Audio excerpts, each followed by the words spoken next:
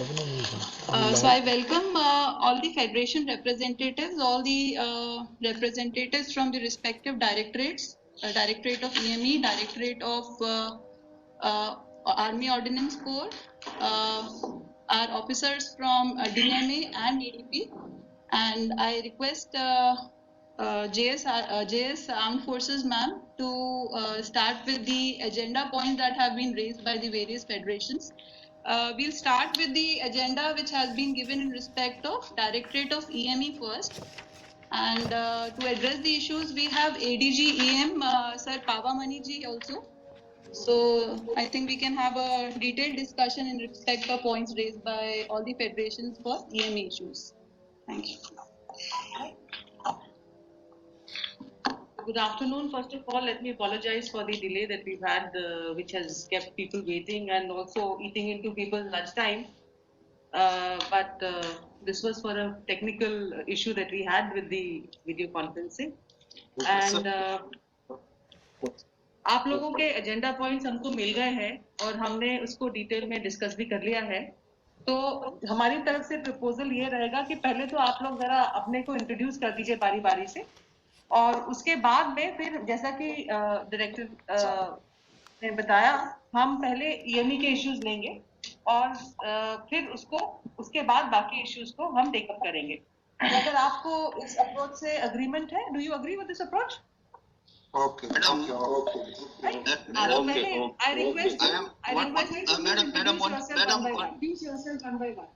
I am C. Sri Kumar, General Secretary of All India Defence Employees Federation. Can I ask the next attendee to please introduce? Ashok Singh, President, Indian National Defence Worker Federation. Sadhu Singh, Vice President, BPMS. Myself, R. Srinivasan, General Secretary, Indian National Defence Workers Federation, and Mr. Jai Chandran, Vice President, Indian National Defence Workers Federation. Myself, Mohan Hall, Treasurer welcome of All to this discussion. Yeah. Myself, Mohan Hall, Treasurer of All India Defence Employees Federation, and also the Departmental Council member. Okay. Ma'am, myself, Vijay P. Dhyani, I am General Secretary of Confederation of Defence Recognized Association, CDRA, and I am working in DRDO. Mukesh Kanpur से general secretary भारतीय प्रतिरक्षा मजदूर संघ. Is it all? Okay. Right. So I welcome all of you once again, and we will begin the discussion on this on the list of issues that have been flagged to us, beginning with EME.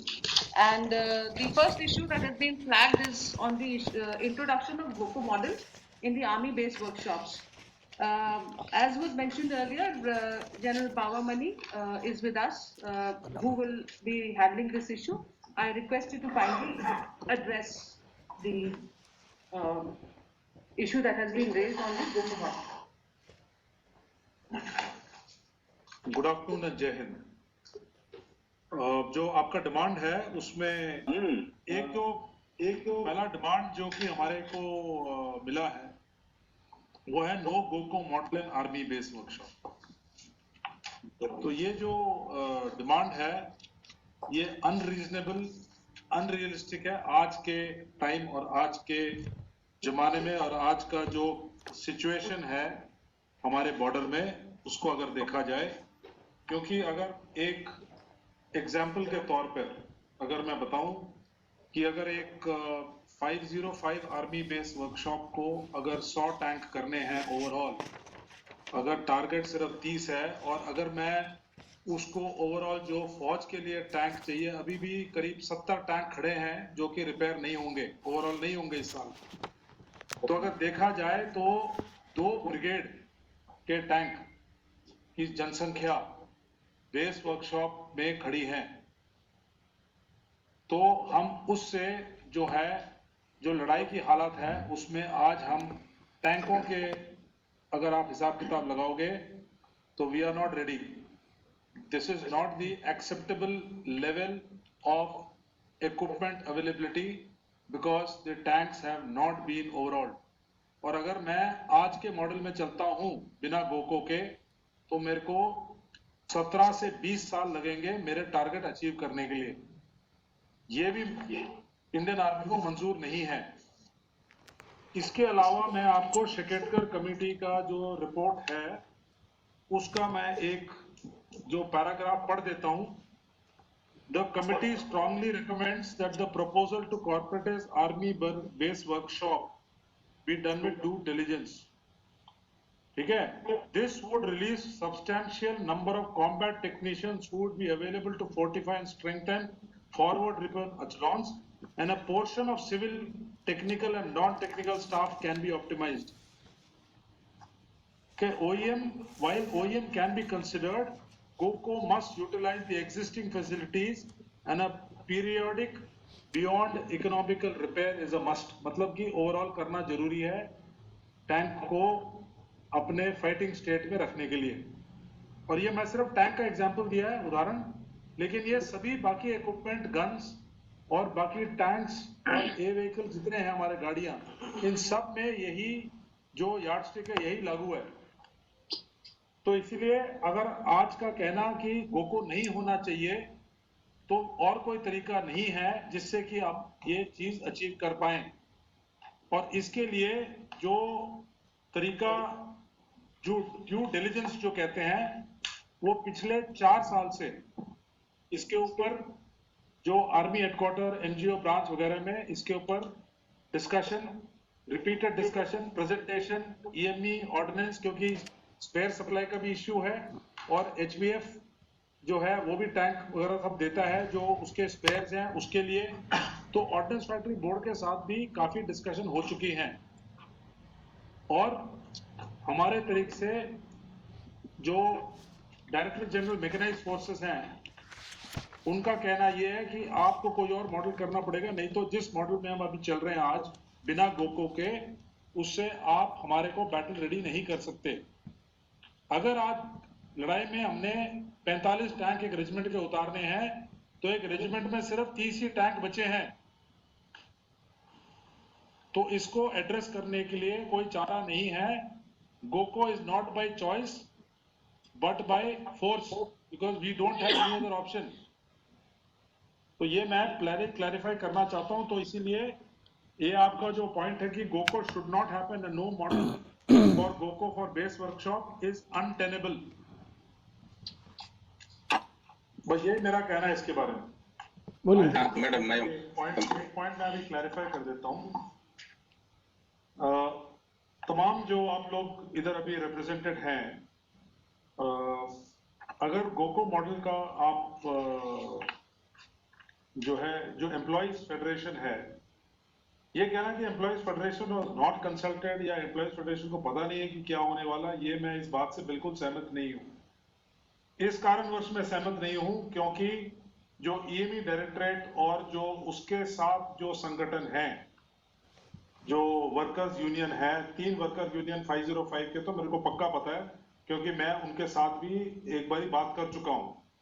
तो ये कहना कि consultative process नहीं हुआ या बातचीत नहीं हुआ, ये बात दुरुस्त नहीं है। दूसरी रही बात कि ये गोको क्यों हो रहा है, एक और भी चीज मैं बताना चाहता हूं कि आप लोग सब ऑर्डिनेंस फैक्ट्री बोर्ड के भी आप लोग एम्प्लॉइज के यूनियन को रिप्रेजेंट करते हैं। इसका अगर रूट कॉज देखा जाए, क्योंकि ऑर्डिनेंस फैक्ट्री स्पेयर नहीं सप्लाई कर पा रहा, इसीलिए ओवरऑल जो है आर्मी बेस वर्कशॉप का टारगेट नहीं डिस्कशन पे हो चुका है। और ऑर्डिनेंस फैक्ट्री बोर्ड के साथ डिस्कशन है, उसमें तो मैं ऑलरेडी आप लोगों को बता चुका हूं कि कारण क्या है। आप लोगों से, आपसे, तब सब लोगों से डिस्कशन हो गए, तो इसलिए मैं उस बात पे दोबारा मैं उस बात को नहीं दोहराऊंगा। लेकिन बात हुआ है वर्कर यूनियन को के जो लीडर्स हैं उनके साथ डीजीएमई की डिस्कशंस हो चुके हैं और 505 army base workshop specifically commandant की बात हो चुकी है। इसके अलावा सारे बेस वर्कशॉप के जो कमांडेंट्स हैं उनके साथ जो एम्प्लॉइज यूनियन जो रिप्रेजेंटेड है, हर एक 8 एम्प्लॉय यूनियन जो 8 बेस वर्कशॉप है, उन सबके साथ हो चुका है। टोकन स्ट्राइक भी हो चुका है इसको रीएम्फसाइज करने के लिए कि गोको नहीं होना चाहिए। लेकिन जो कंसल्टेटिव प्रोसेस होने के बाद कई डिसीजन ले चुके हैं और जो एम्प्लॉइज का जो safety security terms and conditions जो है उसको किस तरीके से इंश्योर करना है कि देयर इज नो डिस्टर्बेंस, उसके बारे में भी बात हो चुका है। तो अगर इसके बारे में आप कुछ कहना चाहते हैं, और जैसे मैडम ने बोला अभी कि रिपीटेशन नहीं, लेकिन आप कोई और आइडिया देना चाहते हैं तो दीजिए, ताकि हम उसको इनकॉर्पोरेट कर लें। चाहता हूँ कि जो आर्मी बेस वर्कशॉप की जो प्रॉब्लम है वो मेनली है OEM के कारण, ओरिजिनल इक्विपमेंट मैन्युफैक्चरर के कारण। ठीक है, वो चाहे ऑर्डिनेंस फैक्ट्रीज हो या कोई फॉरेन की कंपनी हो, अगर OEM स्पेयर पार्ट्स नहीं इशू कर पा रही हैं तो फिर आर्मी बेस वर्कशॉप चाहे गोको मॉडल में रहे या जो एग्जिस्टिंग सिस्टम है Gogo model, government and government operated, कोई भी सिस्टम उसको सक्सेस नहीं करा सकता। तो बेसिक इशू है स्पेयर पार्ट्स का। जहां तक ऑर्डिनेंस फैक्ट्रीज की बात है, एक रेफरेंस आया, हम लोग बहुत ज्यादा कंसर्न है इस मामले में। मैं खुद 505 आर्मी बेस वर्कशॉप के कमांडेंट साहब से मिला और उसके 19 मार्च 2022, और उसके बाद फिर DG EME कपूर साहब से मैं मिला, उनसे भी बात किया। ये एक ही इशू है और मुझे पूरा विश्वास है जो इतने सीनियर लेवल पे जो ऑफिसर्स हैं आर्मी बेस वर्कशॉप को, अगर एक ब्रिगेडियर या जो उनके कमांडेंट हैं अगर वो उसको रन नहीं करा पाते हैं तो थोड़ा विश्वास करना कठिन है। इतने सीनियर आर्मी के ऑफिसर्स की कॉम्पिटेंसी पे शक करना ठीक नहीं है। बेसिक इशू है कि EME की अपनी प्रॉब्लम नहीं है, ये प्रॉब्लम आती है उनको जो सप्लायर्स हैं, वो चाहे जो भी हो सप्लाई करने वाली एजेंसी स्पेयर पार्ट्स में, उनकी वजह से। दूसरा ये कि शेगटकर कमेटी की जो रिकमेंडेशंस है उसको शेयर नहीं किया गया फेडरेशंस के साथ में, तो इशू हो गया। एक आपको उदाहरण देना चाहेंगे, ऑर्डिनेंस फैक्ट्रीज के कॉर्पोरेशन का एक इशू चला मिनिस्ट्री ऑफ डिफेंस में, और हम फेडरेशंस ने कहा कि हम गवर्नमेंट को अल्टरनेट मॉडल देना चाहते हैं कि आप बिना कॉर्पोरेशन में गए हुए ऑर्डिनेंस फैक्ट्रीज को जो आप रिजल्ट चाहते हैं वो दे सकते हैं। मिनिस्ट्री ने हमसे रिटर्न में मांगा, अभी आप गोको मॉडल को इम्प्लीमेंट करने की बात कर रहे हैं।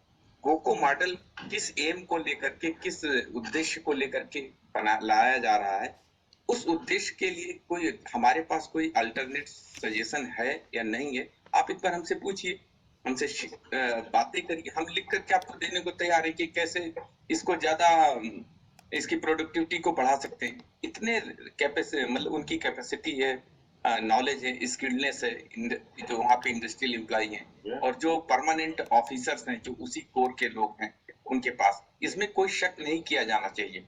सिर्फ सिस्टम का फेलियर है, वो प्रोक्योर नहीं कर पा रहे हैं डायरेक्ट जो मटेरियल है उसको, स्पेयर पार्ट्स को, इसलिए इसको एक बार फिर से विचार करना चाहिए। और गोको मॉडल के इम्प्लीमेंटेशन से पहले एक बार फिर से फेडरेशंस के साथ आप बढ़िया मीटिंग करिए, और इसी तरह से स्टेशन वर्कशॉप को जो डिसबैंड किया गया उनके साथ भी यही प्रॉब्लम है। हम सबका जो मानना है, जो शेगटकर कमेटी की रिपोर्ट नहीं मिलने से हम जो ये समझते हैं, शेगटकर कमेटी ने कहा कि जो आर्मी के जो बड़े ऑफिसर्स हैं उनकी शॉर्टेज है देश में, और इसको पूरा करने के लिए ये जो सर्विसेज वाला सेक्टर है यहाँ से आर्मी के ऑफिसर्स को निकाला जाए और उनको मेन फील्ड में लगाया जाए। लेकिन हो इसका ठीक उल्टा रहा है, आर्मी के ऑफिसर्स तो जहाँ हैं वहाँ ही है, इसका सबसे बड़ा प्रभाव डिफेंस सिविलियंस के ऊपर पड़ रहा है। इसलिए हम इससे बिल्कुल सहमत नहीं आपके इस गोको मॉडल से, चाहे वो आर्मी बेस वर्कशॉप में हो या स्टेशन वर्कशॉप्स को बंद करके SRI खोलने का मामला हो, इन सब चीजों पे हम सहमत नहीं। कृपया इसको नोट करें और सही दिशा में इसको सोचें। ठीक, थैंक यू मैडम। तो ये जो अभी आपने इश्यूज रखे हैं, मैं ये मान सकती हूँ कि ये जो हमने COD कानपुर और अदर डिपोज के लिए रखे हैं, ये सेम इश्यूज उस एजेंडा पॉइंट पे भी हैं, राइट? तो ये जो अभी आपने हमसे शेयर किए हैं अपने व्यूज, ये उन दो इश्यूज को भी कवर करता है, राइट? ठीक है, ये एक चीज जोड़ना चाहूंगा, ADG पमानी साहब ने कहा, जी अपना पॉइंट, एक मिनट जरा रुकिए, इस इशू के ऊपर अभी हमें डिस्कशन कंक्लूड करना है। मैं जो कंसर्न डायरेक्टर है यहाँ पे उनसे रिक्वेस्ट करूंगी कि आप अपना पॉइंट इसके ऊपर रखें। ये मैं आप लोगों का ध्यान दूंगा, 9 मार्च को 2018 में GS आर्मी के चेयरमैनशिप में मीटिंग हुई थी और उसके मिनट्स के कॉपी AIDF, INDWF, BPMS को भी भेजे गए हैं। तो इसमें जो पॉइंट नंबर 4 है डिमांड्स का, to withdraw the decision to convert army base workshop into GOCO models लिखा हुआ है, पॉइंट नंबर 4। और इसमें जब लास्ट पैरा में आते हैं मिनट्स के जो है, उसमें कंक्लूजन में बिल्कुल ये लिखा हुआ है, जो मैं पढ़ के सुना देता हूँ। Views of a federation will be placed before the higher authority. JS Army reiterated the assurance given by the JSLS that no factory will be closed and no employee will be retrenched. As far as possible, efforts will be made not to dislodge the employees from their existing factories, place of posting. In case the stipulated period that Army do not place target intent for those items declared as non-core to the ordnance factories, then appropriate training for re-employment would be considered.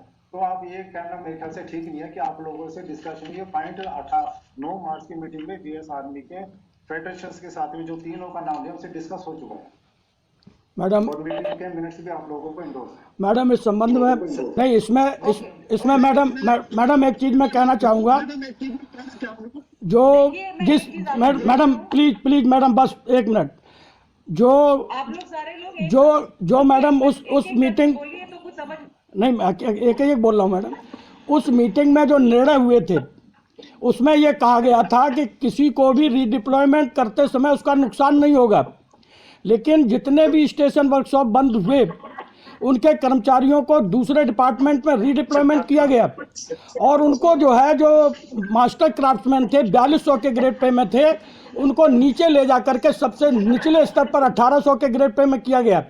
तो क्या फेडरेशनों की जिम्मेदारी नहीं बनती कि अपने worker को protect करें? तो जो डायरेक्टर साहब कह रहे हैं कि जो है उसमें जो है बातचीत हुई थी, तो बातचीत तो ये भी हुई थी कि किसी भी कर्मचारी को रीडिप्लॉयमेंट करते समय उसका नुकसान नहीं होगा, लेकिन नुकसान किया गया। मैं ये कहना चाहता हूँ, इतना जोड़ना चाहता था। मैं इस कॉन्टेक्स्ट में बोल रहा हूँ, आप कह रहे हैं कि मैम 1 मिनट मैम, मैं साधु सिंह साहब के बातों में मैं समझता हूँ मैम, एक वेलिंगटन में स्टेशन वर्कशॉप बंद किया गया, उसमें 4 आदमी ऊपर भारत का काम कर रहे थे। सरप्लस पोस्टिंग डिक्लेयर करने के पहले इनसे मतलब बिल्ली मांगा था, आप कहाँ जाना चाहते हैं? इन लोगों भी लिख के दिया मेरे को पूर्णिया में डाल दीजिए, कहीं उत्तर प्रदेश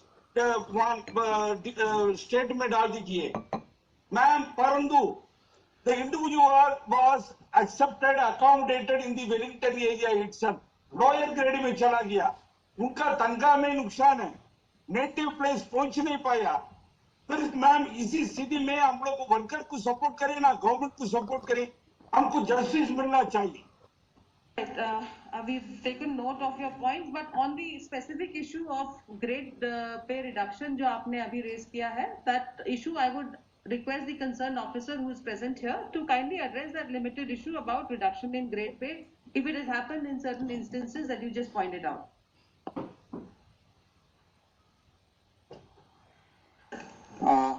सर, जो EME के स्टेशन वर्कशॉप के एम्प्लॉइज हैं, जो क्लोजर के बाद उनका रीडिप्लॉयमेंट किया गया है, उस वक्त हर स्टेशन वर्कशॉप के एम्प्लॉय से विलिंगनेस ली गई थी कि आप उस स्टेशन, उस जोन, उस कमांड के अंदर रहना चाहते हैं या आपकी कोई अदर स्पेसिफिकेशंस भी हैं।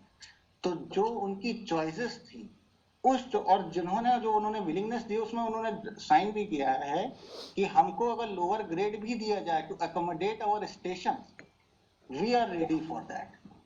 तो जब उनकी विलिंगनेस आई है तो उनकी चॉइस ऑफ स्टेशन में पोस्टिंग करते वक्त जो वैकेंसी उस ट्रेड में लोवेस्ट एंट्री तक जहां भी वैकेंसी थी वहां उनको अकोमोडेट किया गया। उसके बाद भी EME डायरेक्टरेट ने जब पोस्टिंग्स निकल गई, काफी एम्प्लॉइज ऐसे थे, उसके बाद भी उन्होंने अपने ऑप्शंस चेंज किए। EME डायरेक्टरेट ने इवन वो ऑप्शन चेंज भी अकोमोडेट किए हैं काफी एम्प्लॉइज के लिए। Ma'am sorry ma'am, I am contesting, मेरे पास रिटर्न में प्रूफ है ma'am. There are certain employ of master craftsman promoted as chargeman and posted to the other base workshop. The same master craftsman in some unit straight away downgraded from grade pay 4,200 to 1,800 man.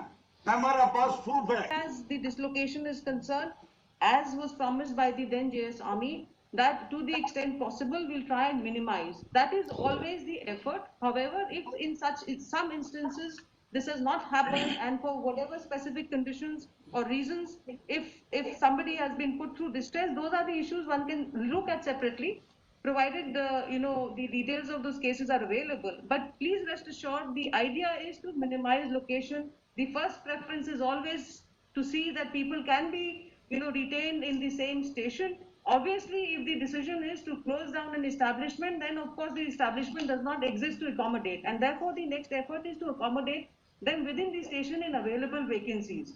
Should that not happen, then of course the issue of choice station comes up. And if that also does not work, then only as a last resort, the option of moving them somewhere else in a location not of their preference. So that is the overall instance, but it is possible that despite all measures, some cases, people may have been put to some inconvenience. I do not have the facts, so I really cannot comment on that. But I just want to assure you that the instruction, even from the top leadership within the ministry, is that to minimize dislocation, to accommodate to the extent possible in their places in their stations where they are currently positioned. So you have to kindly take cognizance of that as well. However, I have noted the point that you've made, and we will look at the issues that you have flagged.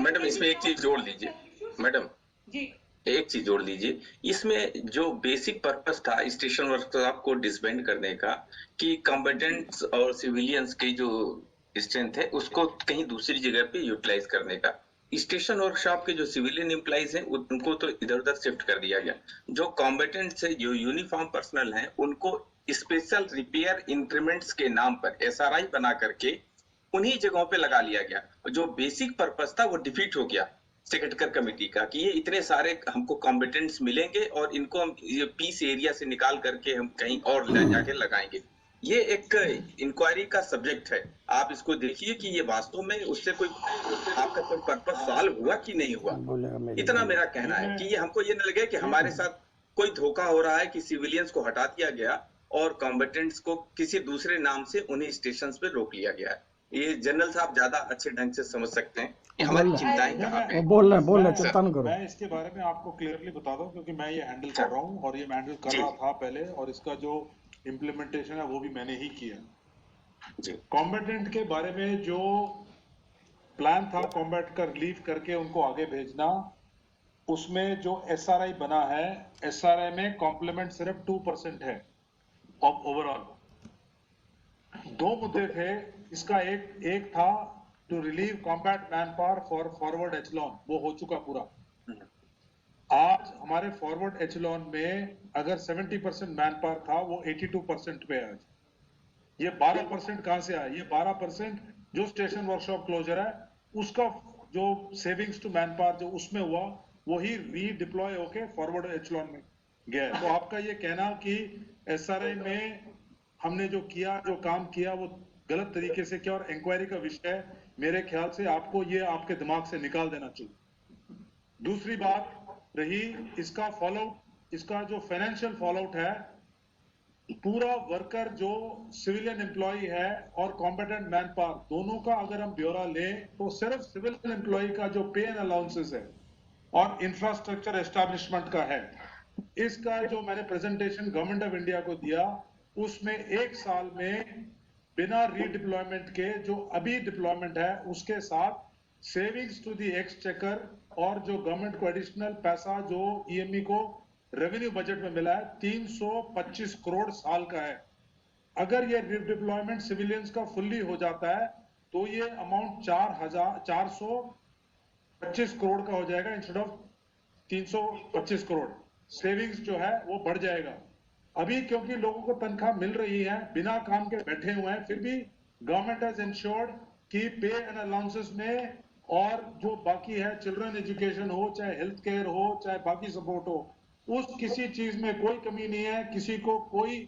तकलीफ नहीं है 100% support है वो system दे रहा है तो किसी ने अपने जेब से एक्स्ट्रा पैसा नहीं खर्चा ये सरकार का पैसा है रेवेन्यू बजट जो है जो पे एंड अलाउंसेस है उसी में से पूरा मीट किया हुआ है अभी भी तो 325 करोड़ के बदले अगर पूरा रीडिप्लॉयमेंट हो जाता है तो 425 करोड़ सेविंग होगा एस्टैब्लिशमेंट का और ये पैसा जो है ये ईएमई को ही उसका एफिशिएंसी बढ़ाना, ऑर्गेनाइजेशन का अवेलेबिलिटी इक्विपमेंट ऑफ स्पेयर, उसी में जा रहा है ये।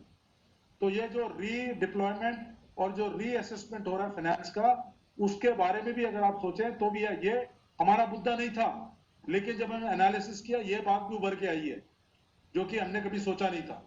हमने सिर्फ एम्प्लॉयज का और एफिशिएंसी अपने ऑर्गेनाइजेशन में इंक्रीज करना और अवेलेबिलिटी फॉरवर्ड एचलॉन में जो है रिपेयर एचलॉन, उसके बारे में बात किया था।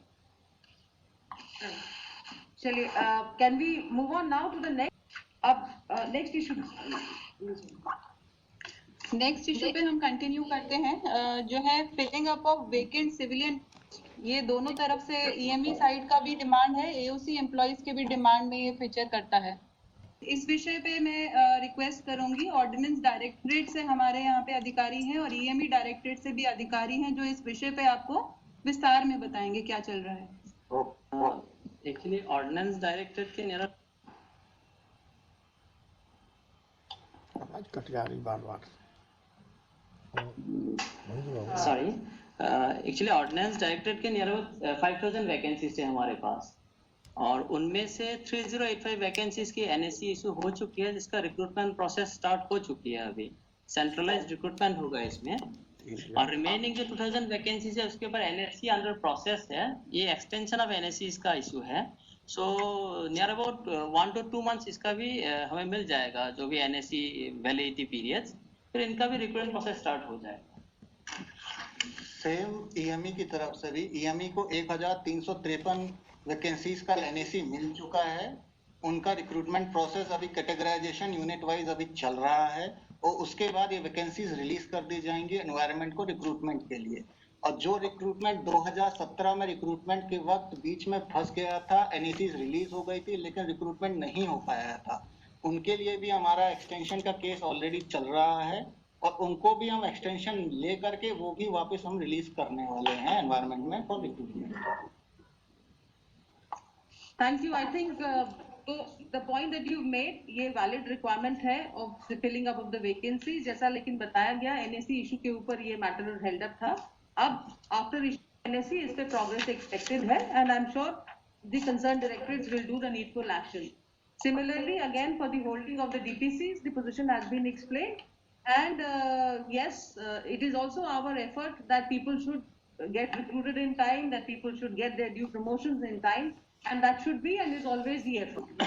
अब हम नेक्स्ट एजेंडा पॉइंट की तरफ आगे बढ़ते हैं, जिसमें उठाया गया है मुद्दा framing of recruitment rules, cadre restructuring of all category of employees in consultation with recognised federation. ये दोनों ईएमई डायरेक्टरेट और एओसी दोनों उसमें हाईलाइटेड है पॉइंट। आप इसके बारे में जो बोलना चाहते हैं, आपसे रिक्वेस्ट है बताएं। अभी same point JCM what I want to bring to your notice is that there is a DOPNT order. When the RR's revision is going to take place time, then the existing RR may be followed for promotion. Now, unfortunately, that instruction is also not followed. And so much so, I am clubbing the point number 4 and 5, which Mr. Sadhu Singh also raised. So you see the promotion from highly skilled grade 1 to MCM, almost 10 years in the EME it has not taken place. And all these poor fellows, HS1, they retire remaining as highly skilled grade 1 for 10 years, 15 years on the plea that there is some court case pending. So on the one side, we are not amending the recruitment rules for years together, and on that plea we are not promoting. And on the other side, some court case somewhere happens, and on that ground promotions are not taking place. There are provisions existing RR ka anusar, you can give promotion. Adapt promotion pending disposal of the court case can also be given, but unfortunately it is not taking place. Right. Thank you. I'll ask the concerned director to explain the position in this regard. Sir, regarding MCM के recruitment rule बनाने के बारे में same point JCM 3 में भी उठाया गया था। उसमें भी हमारे डायरेक्टर साहब ने मीटिंग अटेंड की थी, उसमें भी बताया गया है कि हमने 2 स्टेप्स एक साथ किए थे। जिस वक्त रिस्ट्रक्चरिंग का ऑर्डर निकला था, उसी वक्त हमने रिक्रूटमेंट रूल एमसीएम का बनाने के लिए मिनिस्ट्री में भेजा था, परंतु क्योंकि उसमें एमसीएम और चार्जमैन का ग्रेड पे सेम है, तो डीओपीटी उस ऑर्डर को आरआर को एक्सेप्ट करने पर मान नहीं रही है। इस कंडीशन को से दूर निकलने के लिए हमने एक दूसरा केस भी चालू किया है, जिसमें हमने वन टाइम वेवर मांगा है रिक्रूटमेंट रूल्स का, जिसके अंडर हम HS1 ग्रेड 1 से एमसीएम में प्रमोशन कर सके on basis of draft RR, जो हमने प्रोमलगेशन के लिए प्रपोज किए हैं। वो केस अभी डी अपॉइंटमेंट से अभी हमारे पास आया है, उसमें कुछ ऑब्जर्वेशंस फिर लग गई। तो जब तक हमारे पास आरआर नहीं है, उसमें इश्यू वही आता है, अंत में आके आप सभी को मालूम है कि एमसीएम और चार्जमैन का ग्रेड पे सेम है, वहां आकर वो पूरा केस फंसता है। और बात रही आपसे डिस्कशन करने की, तो आज की डेट पर डीओपीटी कोई भी आरआर में चेंजेस एक्सेप्ट ही नहीं करता है अनलेस अनटिल हम आपके व्यूज उस फाइल में पुट अप ना करें। ये प्रोसेस ऑलरेडी चल रहा है। जैसे स्टोर कीपर का कैडर रिव्यू का प्रपोजल था, उसमें फेडरेशन से इनपुट लिए गए थे और कैडर रिव्यू में उनके जो सजेशंस हैं वो इनकॉर्पोरेट भी किए गए हैं। क्लरिकल कैडर का जो कैडर रिव्यू चल रहा था, उसमें भी इनपुट्स लिए गए थे और जो पॉसिबल थे वो इनकॉर्पोरेट भी किए गए। तो ये प्रोसेस इन ऑलरेडी है। एमसीएम का तो उसमें जब तक आरआर नहीं बनता या रिलैक्सेशन का केस है, वो हम पुश कर रहे हैं कि रिलैक्सेशन हमको पहले मिल जाए ताकि हम करंट ईयर तक का बैकलॉग क्लियर कर सकें। Actually, sir. I just add here one issue from my side. You see, जैसा इन्होंने बताया अभी जो करंट आरआर का रिवीजन का जो प्रोसेस है, उसको सभी अच्छी तरह जानते हैं। वेबसाइट पे हम डालते हैं, जहाँ पे स्टेक होल्डर कंसल्टेशन के लिए हम कमेंट्स इनवाइट करते हैं। तो ऐसा नहीं है कि ऑफ कोर्स कॉमनली एक वो तरीका होता है कि हम आपको चिट्ठी लिखें, लेकिन वही ऑप्शन आपको अवेलेबल है अपने व्यूज वेबसाइट पे draft RR stakeholder consultation की स्टेज पे देने की। तो मेरा रिक्वेस्ट है कि आप इस एक्सरसाइज को रोबस्ट बनाने के लिए एज एंड व्हेन आपके कमेंट्स मांगे जाते हैं या वेबसाइट पे डाला जाता है तो जरूर दीजिए, जैसा कि इन्होंने बताया, और इनको हम इनकॉर्पोरेट भी करते हैं। जहां तक एमसीएम वाला इशू है, जहां पे इन्होंने वन टाइम कंसल्टेशन वेवर के लिए मूव किया है प्रपोजल, तो उसको हम अभी एग्जामिन करवाएंगे। और सिमिलरली बाकी जो स्टेटस है about the RRs and all of that's a valid request, and इस इशू को हम होलिस्टिकली रिव्यू करेंगे। Can we now move on to the next one, NPS. तो ये तो लार्जर इशू है, एनपीएस अभी डिस्कस करना है। 8th पे चलें, 8th पे हो नो डिस्प्लेसमेंट। 10th वाला क्या सीधा 10th पे हम लोग चल सकते हैं? You just read out the issues. मैं नेक्स्ट जो आपके इश्यूज हैं एक बार पढ़ के हम लोग उस पे आगे बढ़ते हैं। आपका नेक्स्ट इशू था scrap NPS and reintroduction of pension scheme under CCS pension rules. उसके बाद आपने ये मुद्दा उठाया है to ensure effective and methodical functioning of Army Headquarter JCM 3 level council and the additional meeting mechanism chaired by JSO. फिर आपका एक मुद्दा है no displacement, transfer of employees from the existing workshops, no reversion. ये सब I think जो displacement transfer employees जो आपने मार्च 18 की मीटिंग की चर्चा की है, उसके बारे में ऑलरेडी हमने अर्लियर इस मीटिंग में काफी विस्तार में बात कर ली है। तो आई थिंक हम लोग इसके बियॉन्ड अब नेक्स्ट पॉइंट्स पे मूव कर सकते हैं, जो कि है extend support and solidarity to the striking workers of ordnance factory against corporatisation of OFB. वो ठीक है, वो दैट इज मैडम एक one thing I want to add, आप जो इंस्ट्रक्शन दे रही हैं बहुत ठीक है, very satisfied to the concern authority, लेकिन उसमें एक टाइम फिक्स कर दीजिए। और मैडम एक पॉइंट छूट रहा है। नहीं, आपके लिए बहुत बहुत धन्यवाद। और एक मैं यही चीज आपको अश्योर करना चाहूंगी कि एफर्ट हमेशा पॉजिटिव होना चाहिए। अगर कोई पॉजिटिव होना चाहिए, और पॉजिटिव है भी। किसी कारणवश अगर कभी कोई चीज में दिक्कत आती है या किसी इंडिविजुअल केस में प्रॉब्लम होती है, तो दोज आर एक्सेप्शंस। वो एक्सेप्शन जो है वो हमारा ना तो मंशा जताता है, ना हमारा ऐसा कभी होता है कि deliberately the idea is to cause any discomfort or any dislocation. That withstanding, so आपके पास में जब लोग अपनी समस्या लेके आते हैं तो आप भी ये स्टार्ट पॉइंट जो होना चाहिए आपका भी कि भाई I mean this should not happen and I'm sure this is not what the organization wants, but अगर किसी कारणवश ऐसा हो रहा है तो उन चीजों में आप डायरेक्टली जो है एक्सेस है आपके पास, आप लोगों से पूछ सकते हैं कि भाई इस इशू में ये दिक्कत क्यों आ रही है। तो एंड आई एम श्योर कि जो कंसर्न ऑफिसर्स हैं वो अवेलेबल हैं और वो आपको उन स्पेसिफिक केसेस के बारे में बता पाएंगे अच्छे से।